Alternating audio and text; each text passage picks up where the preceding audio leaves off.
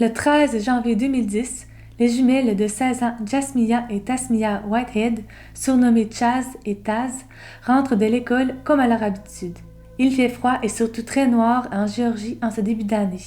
Elles sont donc très surprises de ne voir aucune lumière dans la maison à leur retour, leur mère étant censée déjà être là. En entrant, elles l'appellent plusieurs fois sans réponse. Elles montent donc à l'étage et ce qu'elles vont découvrir dans la salle de bain va leur glacer le sang. Les jumelles se précipitent immédiatement à l'extérieur de la maison et arrêtent la voiture d'un policier qui passe par là. La scène que va découvrir les policiers est macabre et la suite de leur enquête vous donnera très certainement froid dans le dos.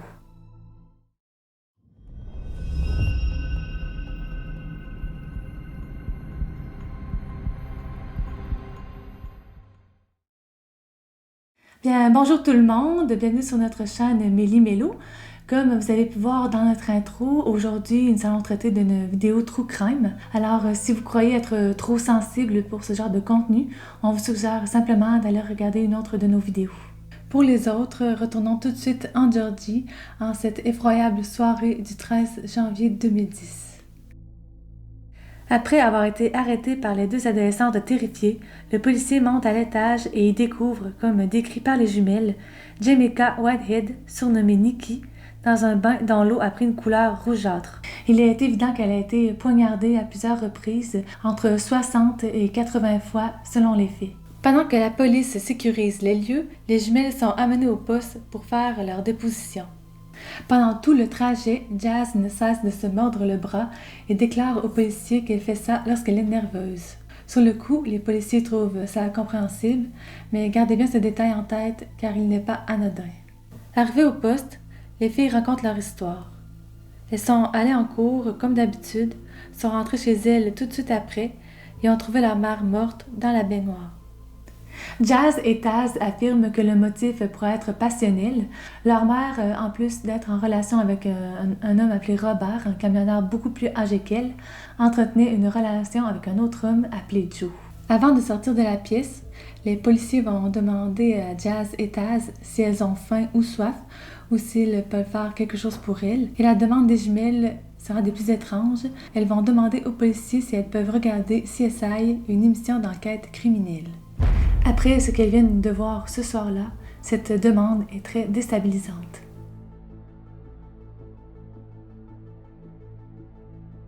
Les policiers, de leur côté, vont se mettre à observer toutes les pistes possibles, à commencer par le père des jumelles. Cette piste sera vite écartée, car celui-ci vit au Canada. Il n'avait plus de contact avec Nikki et ses filles peu après la naissance des jumelles. Robert, l'amoureux de Nikki, était lui aussi au travail ce soir-là. Il est vu sur les caméras de surveillance et plusieurs de ses collègues le confirment également. Pareil pour Joe, l'amant de Nikki. Les deux hommes sont donc eux aussi rayés de la liste des suspects.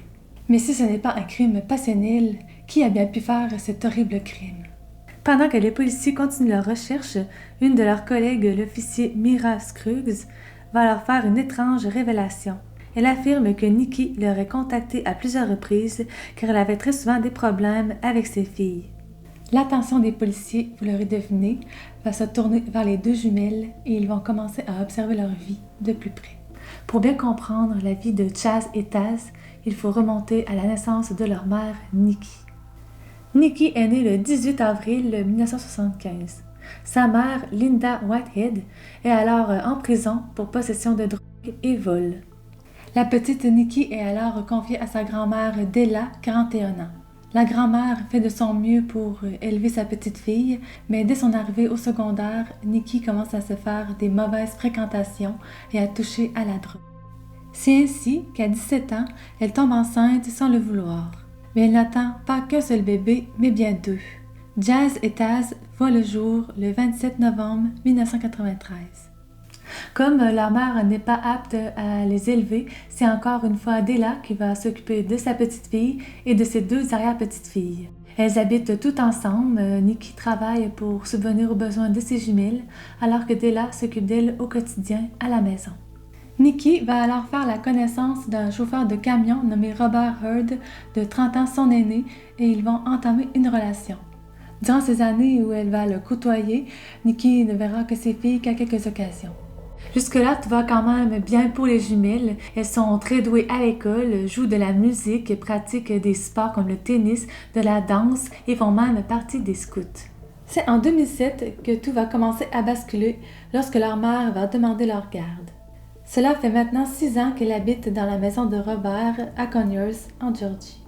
Ils y sont heureux et Robert, qui est souvent absent, permet même à Nikki d'avoir d'autres relations lorsqu'il n'est pas là. Un soir, Robert va proposer à Nikki que ses 2 filles viennent habiter avec eux, ainsi elle serait moins seule lorsqu'il est sur la route et pourraient former ensemble une famille. L'idée qui plaît beaucoup à Nikki est loin de plaire aux jumelles. En effet, elle aime leur vie avec Della, leur école, leurs amis. Et ce qu'elle aime par-dessus tout en habitant avec leur arrière-grand-mère, c'est qu'elle leur fait totalement confiance et qu'elles ont beaucoup de liberté pour faire tout ce qu'elles désirent. Della vieillit et ne semble pas encadrer les filles comme elle le devrait. Leurs notes à l'école chutent due à leur absence répétée et les 2 jeunes adolescentes commencent à fréquenter des garçons plus vieux qu'elles et à fumer de la marijuana. Malgré tout, les jumelles seront bien obligées d'emménager à Conyers avec leur mère et la situation va vite virer au cauchemar. Nikki impose un encadrement plus strict à ses filles. Elle ne veut pas que celles-ci reproduisent les mêmes erreurs qu'elle. Elle va les confronter donc sur le fait de sécher les cours, d'être actives sexuellement et de prendre de la drogue. Jazz et Taz, quant à elles, méprisent les règles strictes de leur mère car, selon elles, elle est loin d'être un modèle à suivre. C'est vrai que Nikki fume à l'occasion de la marijuana et a un amant appelé Joe. Les filles se disent que si leur mère peut faire toutes ces choses, elles peuvent le faire aussi. Elles ne respectent donc pas du tout l'autorité de leur mère et les conflits dégénèrent souvent en altercations physiques de la part des jumelles. Comme Robert est souvent absent, Nikki se retrouve souvent seule à les affronter. Une nuit, Nikki lance un appel au 911 car sa fille Jazz a fugué pour retrouver son petit ami. 911, where's your emergency? I just woke up and my daughter's gone at the house. How old is your daughter? Oh Lord, 13. Elle appelle aussi d'autres fois simplement parce que ses filles la terrorisent. Le 28 juin 2008, après un autre appel de Nikki, c'est l'agente Mira Scruggs, mentionnée plus haut, qui se rend chez les Whitehead. L'agente souligne qu'elle a pu s'entretenir avec les jumelles seules dans leur chambre. Dans leur armoire, elle a pu voir des beaux vêtements de marque, beaucoup de chaussures, les filles avaient des beaux cheveux. Bref, elle ne semblait manquer de rien. L'agente a réussi à calmer les tensions entre la mère et ses filles en leur disant qu'elle pourrait appeler et même voir leur arrière-grand-mère le lendemain. Par contre, elle a un drôle de pressentiment en quittant les lieux. Elle décide de rester près de la maison un moment pour observer. Et elle a raison. À peine quelques minutes plus tard, la policière voit Nikki sortir de sa maison hystérique avec un téléphone sans fil à la main. L'agente ressort alors rapidement de sa voiture et constate que Nikki a des griffures au cou et à la poitrine. Elle raconte à l'agente de police que tout de suite après son départ, ses filles se sont jetées sur elle et l'ont frappée. Les filles sont quant à elles très calmes et prétendent s'être défendues de leur mère. Pourtant, elles n'ont aucune égratignure. L'agente les arrête. Elles seront alors renvoyées chez leur arrière-grand-mère à leur plus grand bonheur et devront suivre plusieurs thérapies avec leur mère. Ce que les filles retiennent alors de cette expérience, c'est lorsqu'elles s'en prennent physiquement à leur mère, elles sont renvoyées, comme elles le désirent, chez Della. Malgré tout, Nikki est déterminée et se bat pour récupérer la garde de ses filles. Ça va payer car le 5 janvier 2010, soit près de 2 ans plus tard et aussi quelques jours avant le drame, le juge lui redonne la garde.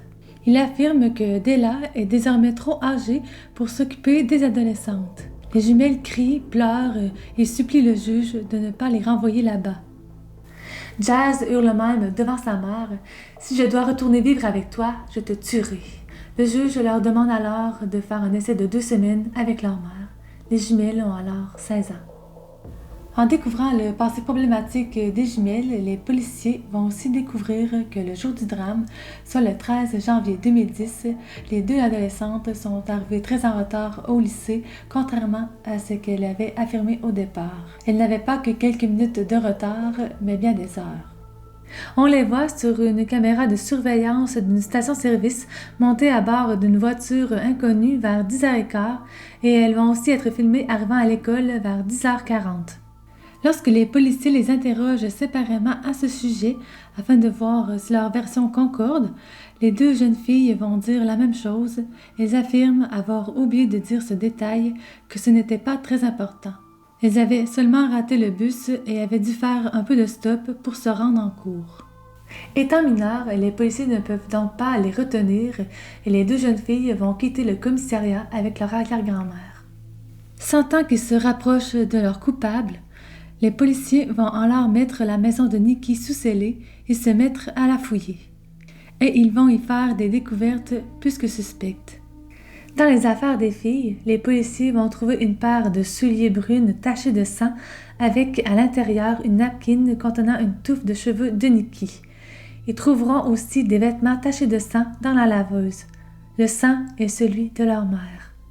Pourtant, selon leur témoignage, elles avaient vu le corps de leur mère dans la baignoire et avaient tout de suite fui pour chercher de l'aide. Elles n'avaient pas mentionné l'avoir touché, ni avoir tenté quoi que ce soit pour sortir le corps de leur mère de là. Et quand elles ont été emmenées au poste de police ce soir-là, leurs vêtements n'avaient aucune trace de sang. De plus, des cheveux seront prélevés entre les dents de Nikki, qui semble s'être battue pour sa vie, et ces cheveux seront confirmés être ceux d'une de ses filles. Comme les jumelles identiques partagent le même ADN, il est impossible pour les policiers de déterminer à laquelle des deux filles appartiennent ces cheveux. Aussi, souvenez-vous, Jazz avait une morsure au bras et se mordait lors de son trajet qui l'amenait au poste de police.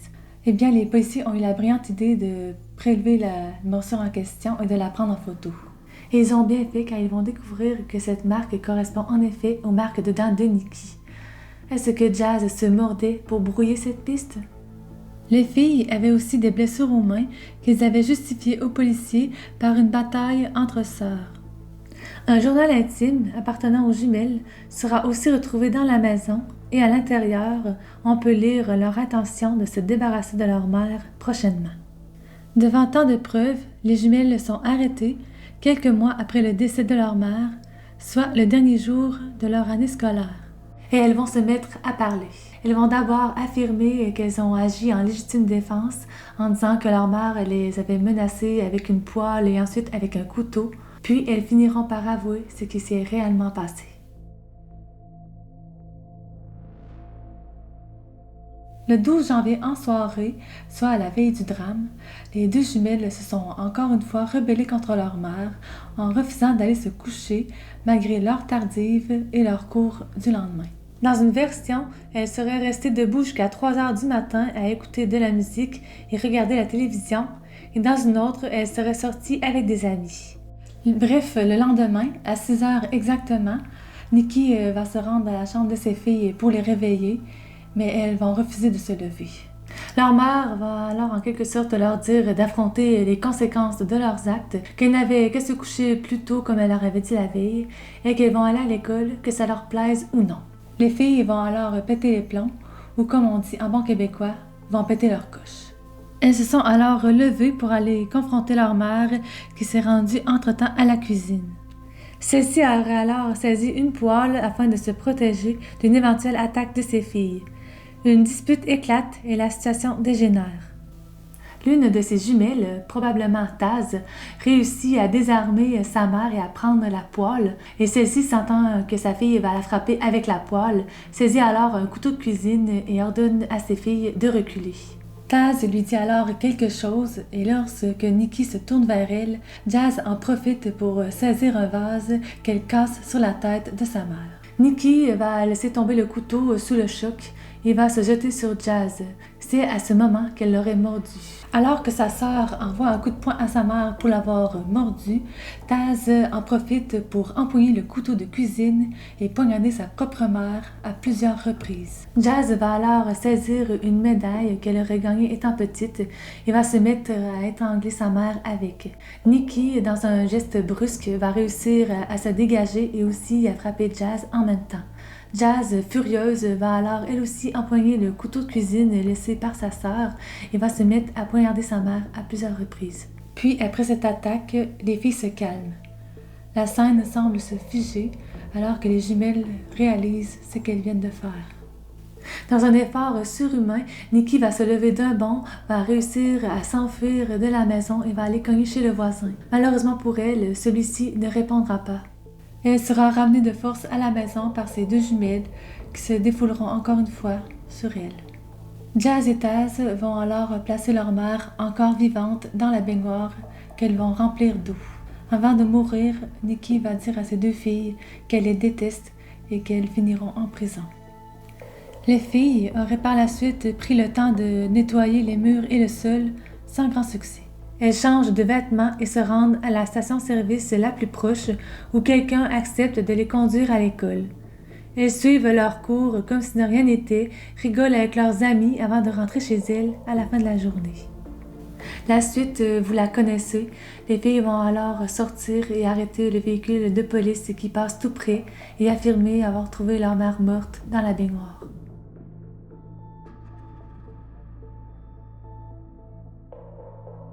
Taz sera jugée la première en janvier 2014, soit 4 ans après les faits.